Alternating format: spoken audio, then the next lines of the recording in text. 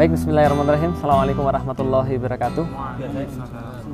Alhamdulillahirabbil alamin wassalatu wassalamu ala asrofil anbiya'i wal mursalin wa ala alihi washabbihi ajmain. Asyhadu an la ilaha illallah, asyhadu anna Muhammadan abduhu wa rasuluhu la nabiyya ba'da.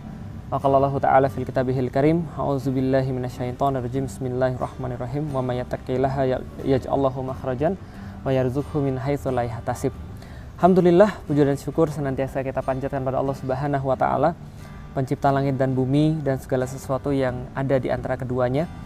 Dia Allah, dia tidak memerlukan tandingan, dia tidak memerlukan bandingan, dan tidak ada sesuatu pun yang semisal dengannya. Dan kita menyembah kepadanya, senantiasa memohon ampunan demi ampunan, senantiasa mengikhlaskan setiap amalan-amalan kita kepada Allah Subhanahu wa taala, hingga kita berharap Allah memberikan ridhonya kepada kita dan juga surga yang disediakan bagi orang-orang yang beriman dan bertakwa kepadanya.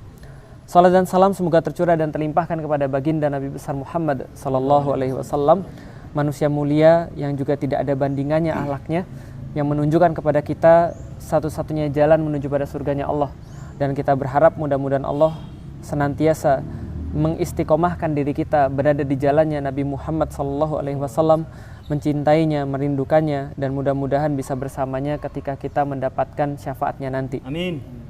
Alhamdulillah, Iwan Filas yang dirahmati Allah, teman-teman dari Yuk Ngaji dan dari yang mau bergabung bareng-bareng dengan Yuk Ngaji, Mas Fajar dan Mas Aska yang juga baru kenal, dan teman-teman yang lain yang jarang ketemu seperti Erwin, Mas Hapsi, Mas Hasbi, Mas Rangga atau Angga? Rangga, kok nggak gondrong Mas? Dan memang kita menjadikan olahraga kita ini sebagai makanan rutin ya. Supaya kenapa? Ya kita ini maklum ya, kita sudah sadar, kita sudah agak berumur, apalagi sebelah saya ini rambutnya sudah putih gitu kan ya. Nah, sehingga kita harus lebih banyak menjaga fisik kita. Juga tadi ngobrol dengan Mas Aska, banyak temannya tadi mau daftar Mas, cuman karena nggak direspon karena mungkin udah penuh jadi nggak jadi. Nah kalau misalnya mau kayak Mas Aska, kita bisa adakan misalnya contoh di sekolahnya kalau ada lapangan futsal. Kalau nggak ada ya di sini misalnya atau di mana yang dekat misalnya kita bisa adakan. Jadi Yuk Ngaji yang datang ke situ untuk memfasilitasi teman-teman yang mau ngaji. Makanya ketika kita buat Yuk Ngaji ini adalah Mas Husen, pimpinannya Yuk Ngaji. Dari awal kita sudah menunjukkan bahwa Yuk Ngaji ini tidak boleh mengambil patron yang lama. Nah, tidak boleh mengambil patron yang lama. Kenapa? Karena kalau patron yang lama, pengajian itu harus di masjid. Dan kadang-kadang ada orang tuh yang sudah lihat masjid tuh kira-kira gimana gitu, sudah terpatri gitu loh. Nah, ini kan pemahamannya harus diinstal dulu sebelumnya. Sebelum mereka itu tahu tentang Islam, pemahaman mereka tuh harus diinstal dulu sehingga mereka tidak fobi dengan Islam. Makanya Yuk Ngaji dari awal itu di mana? Di mall, pernah. Di kampus, pernah. Apalagi? Hotel, sering. Apalagi? Sekolah, pernah. Lembaga penelitian, sudah. Lapangan futsal sekarang. Nah, besok-besok kita bukan menutup kemungkinan di tempat-tempat yang lain. Sasaran kita besok apa? Sekolah misalnya gitu kan ya. Ataupun ya di tempat-tempat yang lain yang memang orang itu harus paham dulu dengan Islam. Karena kenapa? Sudah saya sampaikan. Ketika kita lihat zaman sekarang, orang-orang itu kemana-mana bawa HP. Nah, ini HP, mana-mana bawa.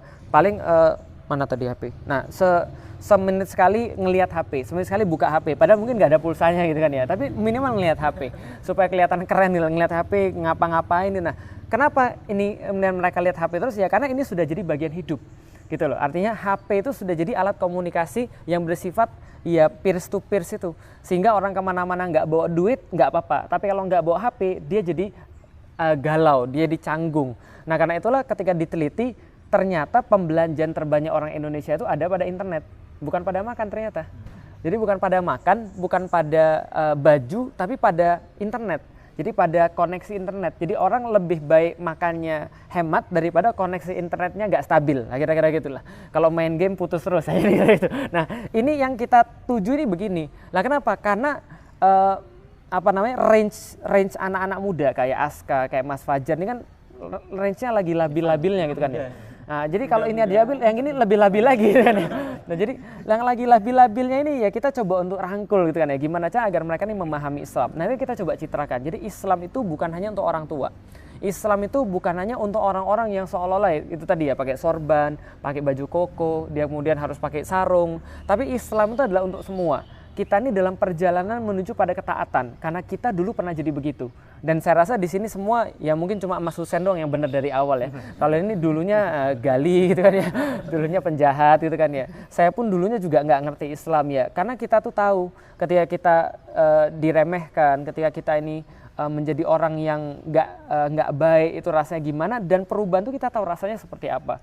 Makanya tadi yang saya bacakan di awal, wa may yattaqillaha yaj'alhu makhrajan.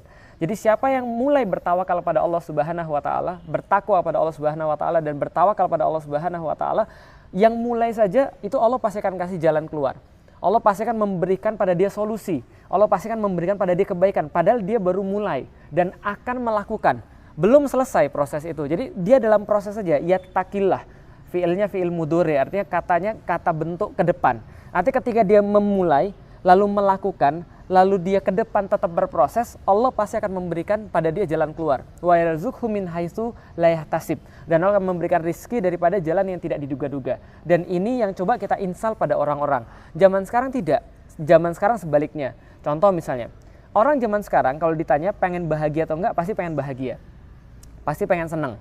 Pengennya hidupnya itu sempurna.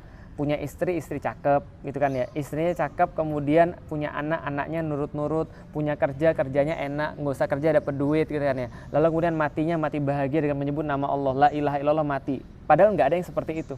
Namanya hidup bahagia itu nggak ada yang seperti itu, cuma ada di film saja.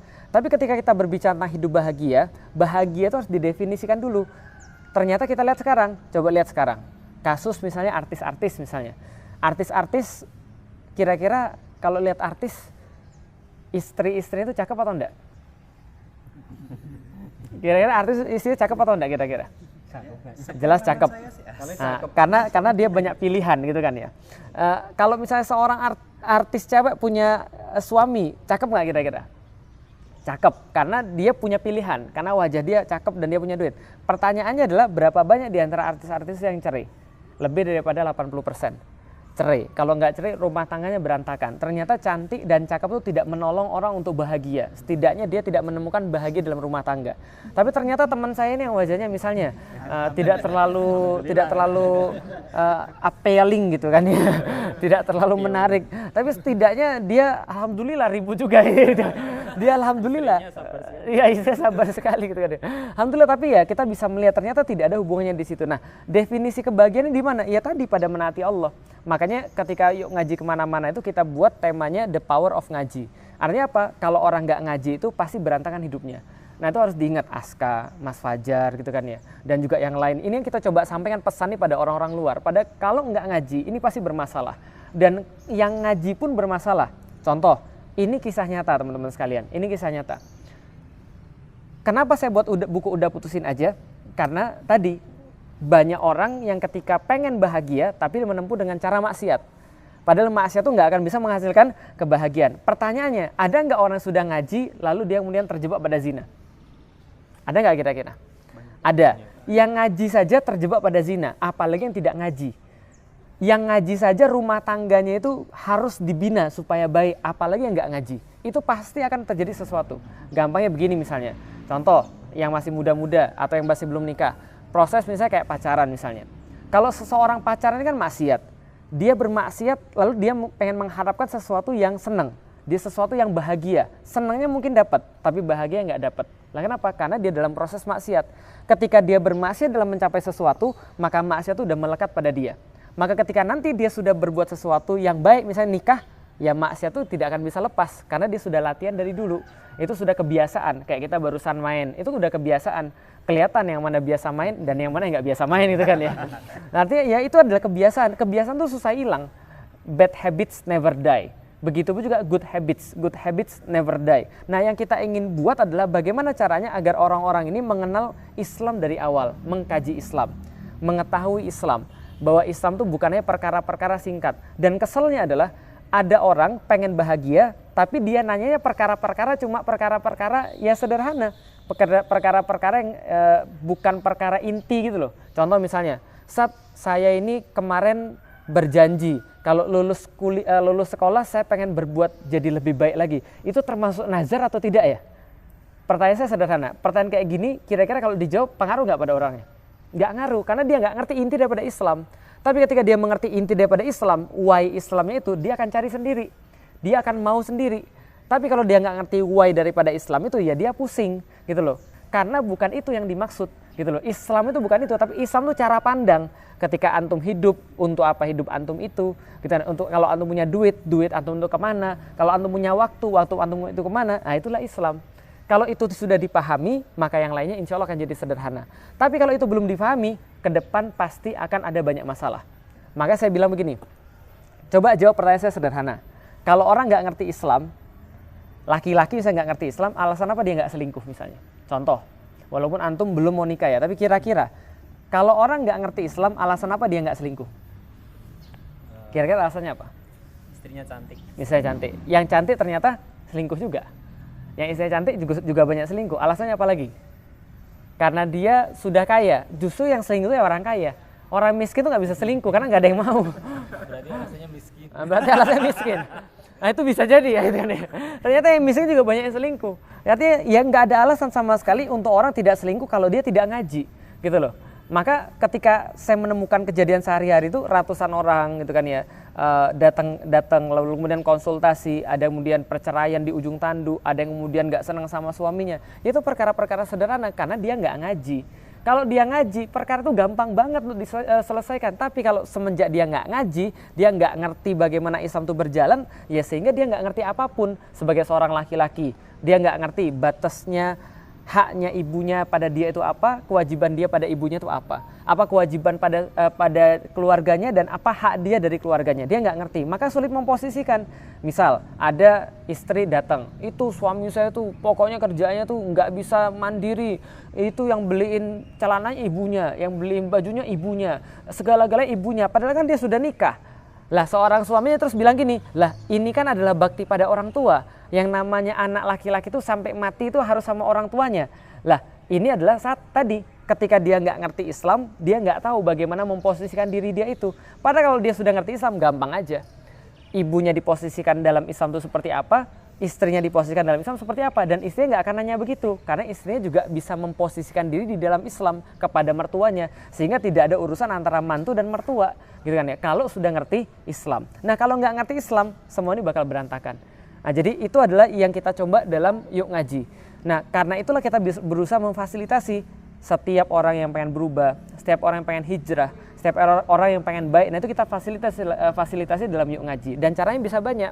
Bisa makan-makan, bisa main futsal gitu kan ya. Besok kita nanti akan mencoba dengan cara naik sepeda gunung dulu. Setelah naik sepeda gunung terus baru nanti baru seperti ini ngobrol gitu kan ya. Nah ke depan nanti insya Allah nanti kita coba fasilitasi kalau teman-temannya misalnya mau ngaji, tapi yang jelas mau ngaji ya, karena kita tuh memfasilitasi orang-orang yang mau ngaji atau yang ada keinginan untuk ngaji tapi masih takut, udah datang dulu aja lah, main futsal dulu. Kalau kalah ngaji, kalau menang ngisi ngaji, jadi kira gitu. Mau yang mana? Jadi kira gitu kan. Nah jadi ini adalah bagian daripada Yuk Ngaji yang kita akan dawamkan insya Allah. Nah nanti kita coba untuk besok-besoknya untuk adik-adik ini supaya kita fasilitasi biar bisa bareng-bareng ngajinya. Gitu ya kali ya. Mudah-mudahan Allah memberkahi niat kita ini dan teman-teman juga semuanya terima kasih sudah datang di sini. Gitu. Fadhal silakan.